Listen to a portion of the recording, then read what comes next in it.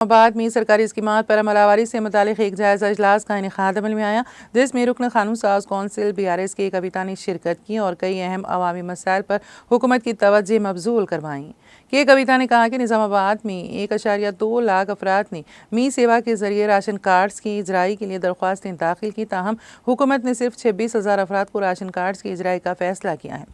ये गरीब अवाम के साथ सरासर नाइंसाफ़ी हैं। साबिक़ रुकन पार्लिमान निज़ामाबाद ने मुतालबा किया कि देही इलाकों में राशन कार्ड्स की इजराई के लिए सालाना आमदनी की हद को 2.5 लाख रुपए और शहरी इलाकों में सालाना आमदनी की हद को 3.5 लाख रुपए किया जाए। उन्होंने कहा कि तमाम दरख्वास्त गुजारों को राशन कार्ड्स की इजराई को यकीनी बनाया जाए। कविता ने ज़ेर इल्तिवा मकानात की तामीर के लिए फ़ंड्स की इजराई और गुज़िश्ता हुकूमत के प्रोजेक्ट्स को जारी रखने का भी मुतालबा किया। उन्होंने इंदिरम्मा हाउसिंग कमेटियों को गैर सियासी बुनियादों पर तश्कील देने की ज़रूरत पर जोर दिया ताकि मुस्तहिक़ीन को उनका हक़ हासिल हो सके। किसानों और ज़राई मजदूरों से मुतालिक स्कीमात पर इजहार ख्याल करते हुए के कविता ने कहा कि ज़िले निज़ामाबाद में 4.43 लाख ज़राई मजदूर हैं, ताहम इंदिरम्मा आत्मिया भरोसा स्कीम के तहत सिर्फ 41,000 ज़राई मजदूरों की शमूलियत अमल में लाई गई हैं, जो कि सरीही नाइंसाफ़ी के मुतरादिफ हैं। रियासती हुकूमत इस मसले को संजीदगी से लेते हुए फिलफूर कमिश्नर पुलिस के तकर्रुर के लिए इक़दामात रुबा अमल लाएँ। उन्होंने रेत की गैर कानूनी मुंतकली की रोकथाम के लिए सख्त गैर इक़दामात की ज़रूरत पर जोर दिया।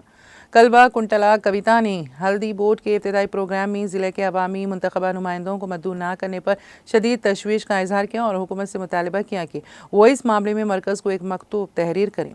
उन्होंने कहा कि तमाम फलाही स्कीमात के तहत इस्तेफादा कुनिंदगान का इंतखाब साफ और शफाफ तरीके से अमल में लाया जाना चाहिए। कविता ने कहा कि ग्राम सभाओं के जरिए मुस्तहिक़ीन का इंतखाब किया जाए, इजलासों की ऑडियो और वीडियो रिकॉर्डिंग की जाए ताकि अवामी एतमाद बहाल हो। उन्होंने हुकूमत से अपील की है कि गरीब आवाम, किसानों और वर्कर्स के मसाइल को संजीदगी के साथ हल किया जाए। अवामी मसाइल की एकसोई के लिए फिलफूर इक़दामात रुबा अमल लाए जाएँ।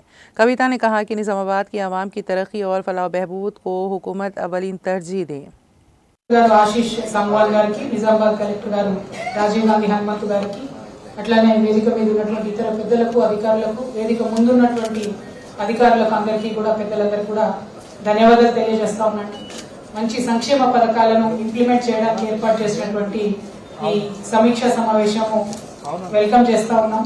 ఇందులో ప్రధానంగా 4 అంశాలపైన ఈ రోజు డిస్కషన్ చేస్తా ఉన్నామని చెప్పినారు। మొదటిది ఇందిరమ్మ ఇండ్లు, దానికి నిజామాబాద్ ఫిగర్స్ చెప్తా ఉన్నాను నేను। 3,20,000 మందిని మేము ఐడెంటిఫై చేశామని చెప్పి కలెక్టర్ గారు చెప్తున్నారు। కామారెడ్డి కలెక్టర్ గారు వారి ఇచ్చిన ఫిగర్స్ చూసుకున్నా కూడా మరి సిమిలర్ గా ఉన్నాయి। అయితే ఇందిరమ్మ ఇళ్లలో ఇదివరకు ఎన్నికల సందర్భంలో కూడా కాంగ్రెస్ పార్టీ నుండి కానీ చెప్పినటువంటి విషయాలు ఏంటంటే అధికారంలోకి రాగానే వెంటనే అందరికీ ఇల్లు ఇస్తామని చెప్పారు। అది ఎవరికి కూడా ఆచరణ సాధ్యం కాదు।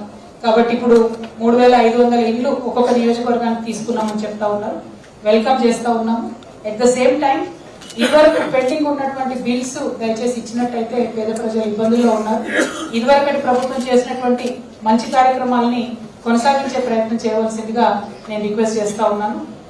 ఇందిరమ్మ ఇళ్లలో ఎవరికైతే ఆల్రెడీ శాంక్షన్ అయ్యి సగం వరకు ఇల్లు అయితే 20% ఇల్లు 40% ఇల్లు కట్టుకొని ఉన్న వాళ్లకు దయచేసి సంపూర్ణంగా సహకరించవలసిందిగా జిల్లా అధికార యంత్రాంగాన్ని అట్లానే మంత్రివర్యుల్ని రిక్వెస్ట్ చేస్తా ఉన్నాం। అదేవిధంగా రేషన్ కార్డ్స్ చూసినట్టయితే మేము తీవ్రమైనటువంటి అభ్యంతరాన్ని తెలియజేస్తా ఉన్నాము మంత్రివర్య। ఎందుకంటే నిజామాబాద్ జిల్లా ఫిగర్స్ మీరు చూసినట్టయితే 1,27,000 మంది మీ సేవ ద్వారా అప్లై చేసుకున్నారు।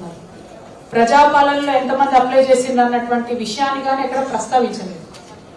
అవన్నీ పక్కకు పెట్టి కులగణనలో వచ్చినటువంటి వివరాలను తీసుకొని కేవలం 26,000 మందికి, అంటే అట్లీస్ట్ మీ సేవలో అప్లై చేసుకున్న వాళ్ళ నంబర్ చూసినా కూడా 1.27 lakhs లో ఓన్లీ 26,000 అంటే 20% మందిని మాత్రమే మేము కన్సిడర్ చేస్తా ఉన్నామని చెప్తా ఉన్నారు। ఇది చాలా చాలా అన్యాయం అండి। దీన్ని సవరించాల్సినటువంటి అవసరం ఉంది।